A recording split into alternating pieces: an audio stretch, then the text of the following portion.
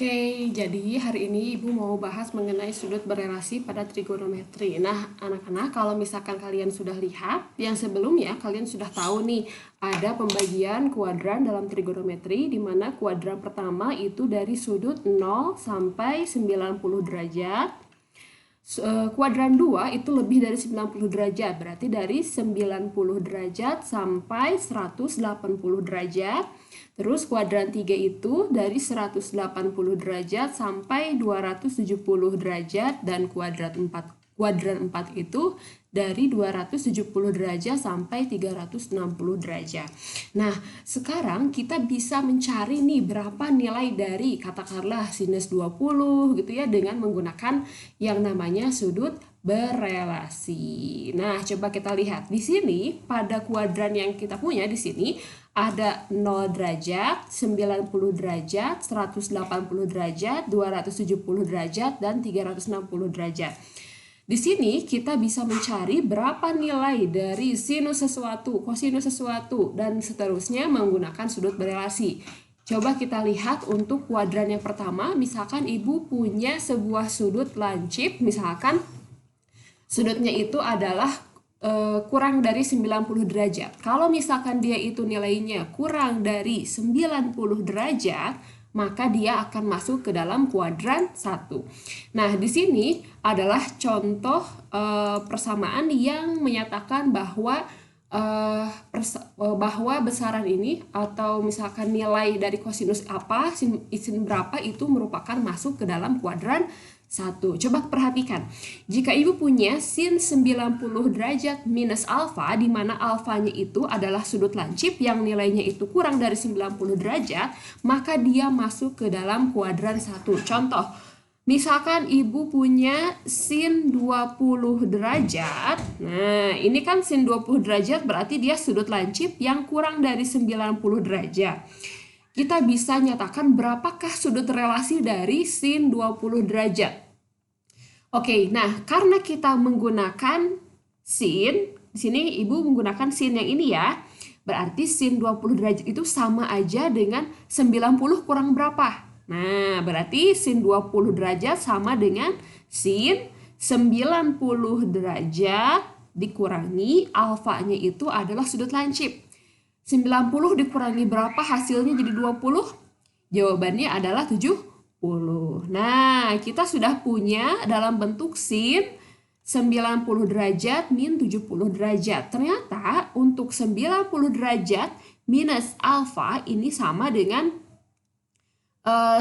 yang ini ya. Nah, yang pertama yang ini. Nah, otomatis berarti sudut relasi dari sin 90 derajat minus alfa adalah cos alfa. Berarti ini akan sama dengan cos 70 derajat. Sampai sini ada yang mau ditanyakan dulu nggak? Kalau misalkan ada, nanti kalian boleh komentar di grup ya. Nah, jadi sekali lagi adik-adik, pokoknya mau anak-anak mau adik-adik ya. Intinya di sini Ibu punya sebuah sudut, katakanlah sudut sin 20 derajat ini, Ibu pengen cari tahu nih berapa sin 20 derajat ini dia berelasi dengan siapa. Maksudnya berelasi itu adalah memiliki nilai yang sama. Berarti kita punya, kalau begitu boleh dikatakan bahwa nilai dari sin 20 derajat itu akan sama dengan nilai dari cos 70 derajat. Itu artinya dia berrelasi. Artinya hasil dari sin 20 derajat dengan cos 70 derajat nilainya sama. Nah, seperti itu. Nah, sekarang contoh yang lain. Misalkan Ibu pengen pakai rumus yang kedua, cos 90 derajat minus alfa sama dengan sin alfa. Misalkan Ibu punya cos 53 derajat. Nah, ini berapakah sudut berelasi dari cos 53 derajat? Ya udah, berarti kan kalau misalkan di sini cos, kita gunakan yang kedua yang ini, kita bisa gunakan di sini 90 gitu kan. Berarti cos ini jelek banget tulisannya, bentar ya.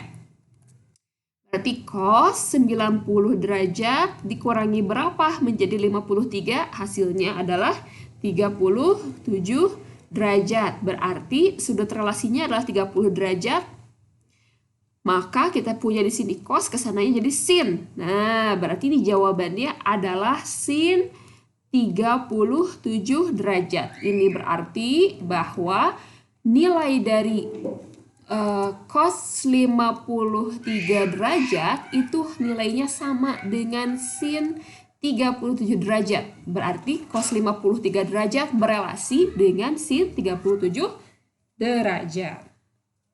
Satu lagi, sekali lagi, berarti untuk kuadran 1 ini ya, patokan kita adalah 90 derajat dikurangi alfa. Contoh satu lagi, misalkan ibu punya tangan berapa ya? 40 derajat. Nah, berarti kan kita menggunakan persamaan yang ketiga ini ya. Tan 90 derajat min alfa sama dengan kotangan alfa. Oke, berarti ini sama dengan tangan 90 derajat dikurangi berapa jadi 40? Dikurangi 50 derajat. Nah, berarti 90 dikurangi 50 hasilnya 40. Nah, tan ini relasinya dengan apa? Dengan kotangan. Nah, berarti ini hasilnya adalah kotangan 50 derajat. Ini berarti bahwa sudut tan 40 derajat yaitu nilainya sama dengan sudut kotangan 50 derajat. Bisa dipahami ya untuk yang kuadrannya pertama. Jadi sekali lagi untuk kuadran pertama itu sudutnya 90 derajat min alfa ini adalah sudut relasinya gitu ya. Dan berada pada kuadran 1. Balik lagi berarti kuadran 1 itu dari 0 sampai 90 derajat. Nah, sekarang Ibu akan bahas untuk yang kuadran 2. Kita lihat di kuadran 2 ini misalkan sudut alfa yang kita cari adalah sudut lancip, maka relasinya kita bisa menggunakan dua cara. Yang pertama, kita bisa menggunakan 90 plus alfa atau 180 minus alfa. Jadi kalian boleh pilih mau pakai yang relasi yang pertama atau relasi yang kedua. Nah, ini merupakan persamaan-persamaan relasinya yang bisa kalian simpan gitu ya. Ini sebagai patokan kalian untuk mencari relasi dari sudut kuadran 2. Contoh, misalkan ibu punya sudut tangan 143 derajat. Nah, 143 derajat itu boleh pakai 90 plus alfa atau 180 min alfa. Nah, kalau misalkan ibu pengen gunakan yang kedua ini, maka ini sama dengan tangan. Nah, kalau pakai yang kedua ya, berarti 180 derajat dikurangi berapa hasilnya jadi 143. Ternyata tangan 143 itu adalah tangan 180 derajat dikurangi 37 derajat. Kita lihat di sini, tan. Ibu pakai yang ini ya, berarti tan 180 derajat minus alfa sama dengan minus tan alfa. Berarti ini relasinya adalah minus tangan alfanya adalah 37 derajat. Ini berarti bahwa nilai dari tan 143 derajat, atau ibu tulis di sini ya, tan 143 derajat itu sama dengan negatif tan 37 derajat. Artinya sudut tan 143 derajat dengan tangan 37 derajat intinya bisa. Ini keduanya adalah berelasi. Bisa dipahami? Berarti sekali lagi kuadran 2 itu untuk yang sudutnya di kuadran 2 yaitu dari 90 derajat sampai 180 derajat. Dan relasi yang bisa kalian gunakan yang pertama ini berarti 90 ditambah alfa atau 180 dikurangi alfa dengan syarat alfanya adalah sudut yang lancip. Sekarang kita lihat di kuadran 3, berarti ini ya, sekarang ibu masuk ke kuadran 3. Ibu ganti warnanya, bentar, kasih ungu ya.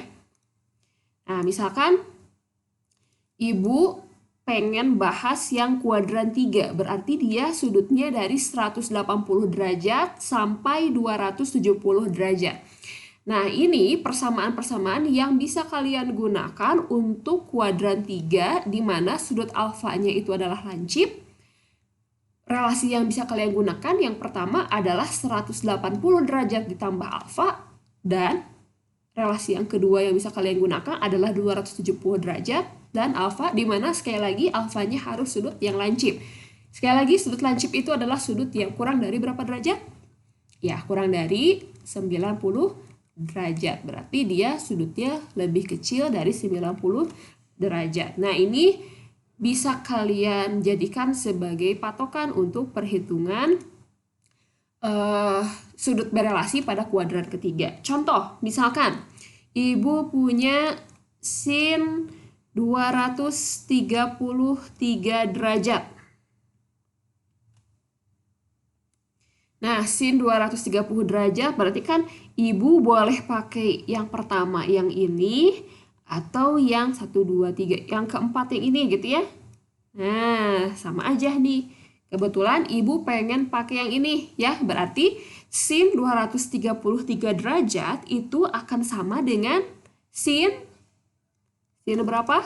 Ya, ibu pakai ini ya, sekali lagi berarti sin 270 derajat dikurangi alfa. Nah, alfanya adalah 270 dikurangi 233, hasilnya berapa?